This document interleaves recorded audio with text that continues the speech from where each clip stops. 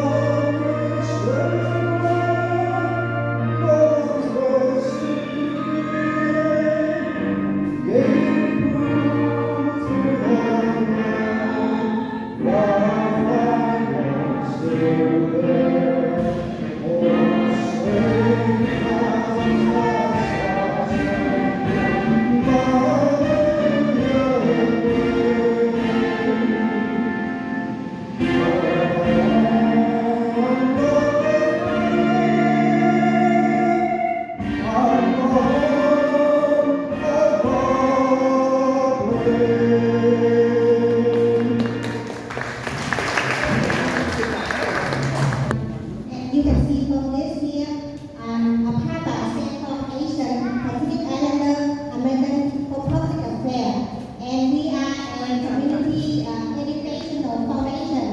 We aim to educate the public, especially the Asian public, about the importance of civic engagement.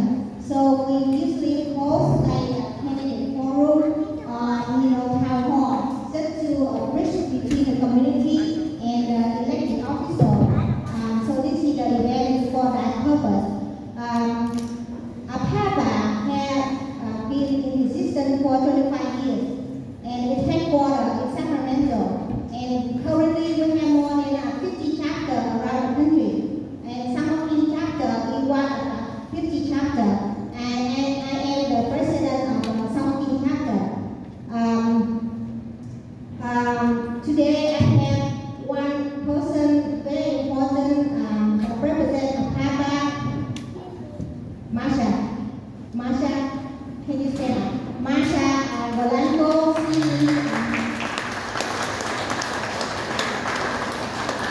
APAPA Bay Area Regional Ambassador. She has been with APAPA for a long time, more than 10 years, right? And she got also Governor Newsom appointed commissioner, right? Yeah. And also I want to introduce Douglas Sharp. He is the president of APAPA chapter. So we have many chapters in California. So next, there is a person who very important to APAPA, and she just recently passed away. So Douglas will have some words about her. That's Dr. Elizabeth Blank. Douglas, please come here. Yeah. Yes, please. Douglas.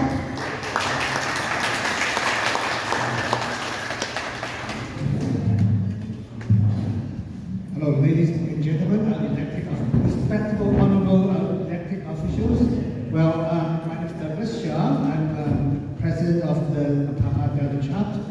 So how am I welcome here? Well, because there's a very important lady. Her name is Dr. Elizabeth Branchard, and she hosts here to our hub, and I would like to talk about her. She just passed away. 3 weeks ago. And okay, so basically, I'm also a board member of the Chinese Benevolent Association of Stockton, and when she was the chairperson of the association, she brought me on board. So I hold her dear to my heart.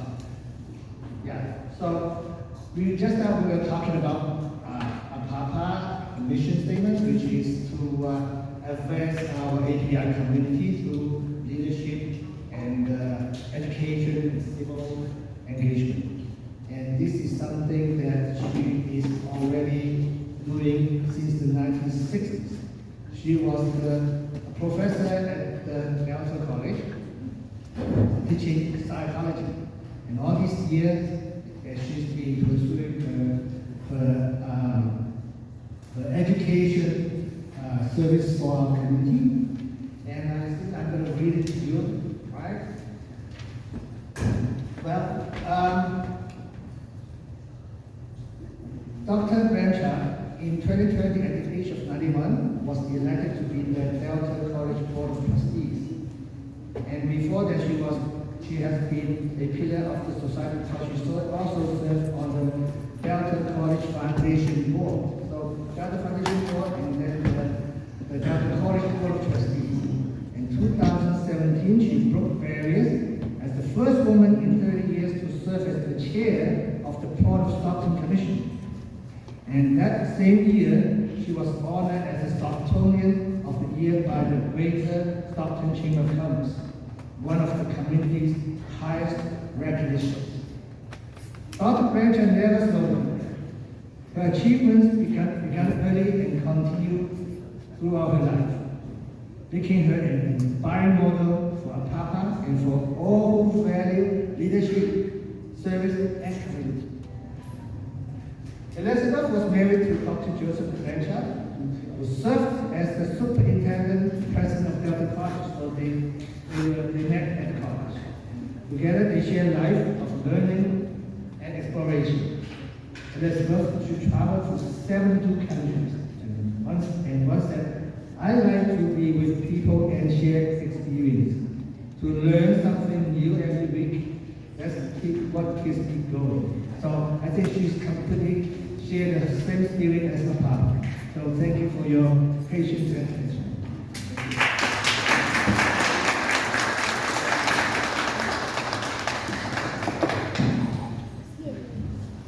Thank you, Douglas. So now the next part, we will have a slide of the map of Stockton City Council district, because a lot of people in the community, when I talk to people, they don't even know which district they live in and who is a council member. So this the town hall, we want to show people that basic thing. So we will have a map of Stockton City Council district. So we start from District 1 and from 8 Mile.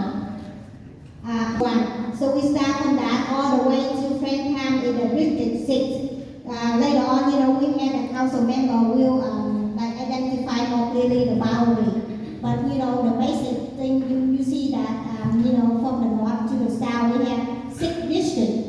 And now we move to the map of county district, because the county districts are different from city district.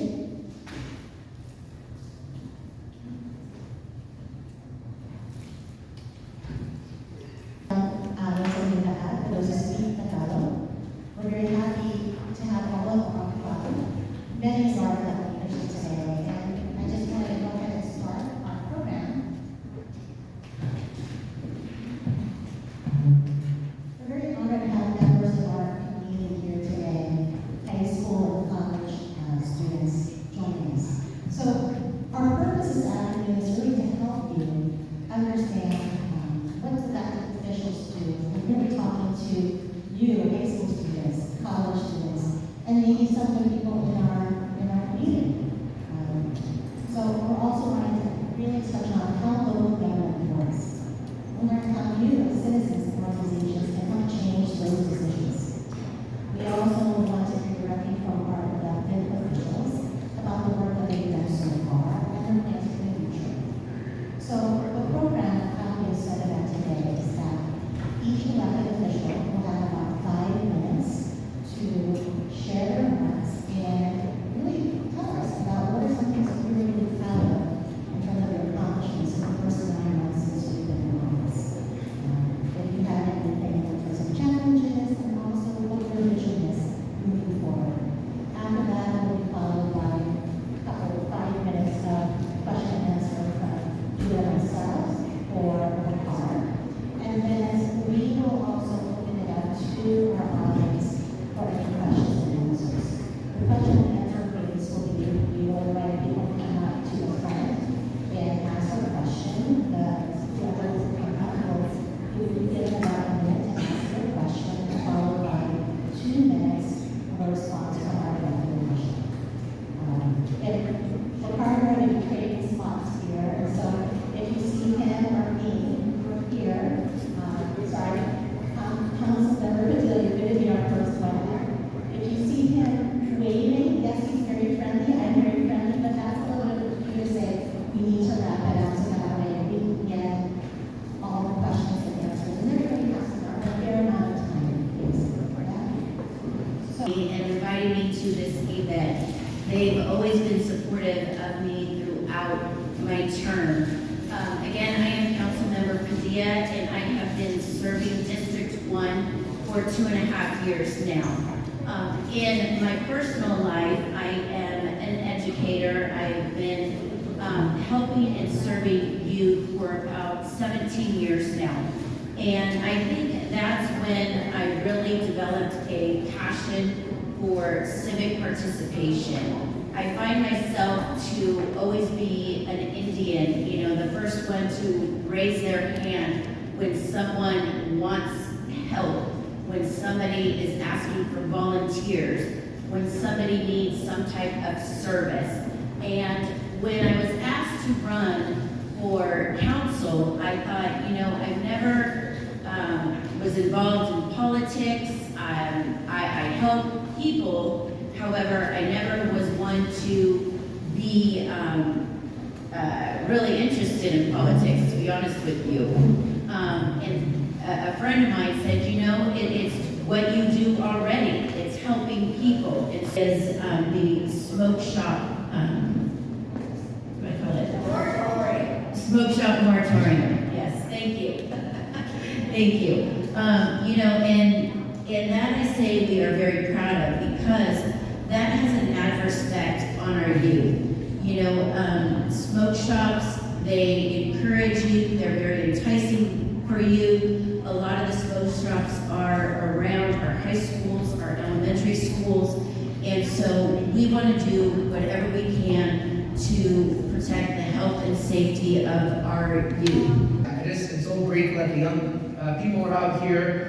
Just really quick, I started my public service journey being a Lakewood Booth Advisory Commissioner at 12 years old. My mom saw that I was very restless. She said, "Nico, I need you to be out there and do something productive for the community." So I got involved. I got to learn the intricacies of local government in Lakewood. And then at 13, I became president. And we said, we're going to fight to have the first skate park built in the city of Stockton. So at 13, myself and maybe 10, 12, or 13-year-olds were working with our local elected officials to get the first skate park on the east side of the city. Now I know the west side is booming, but back in the day, in 2000, 2001, that was the place to go. But I would say that in the last 9 months, I took it upon myself to really be intentional with building relationships, asking the right questions, and asking, as Councilman Padilla said, learning from each and every one of my colleagues, other elected officials, to say, what do you bring to the table, what are your skills, and how can we bounce ideas off each other.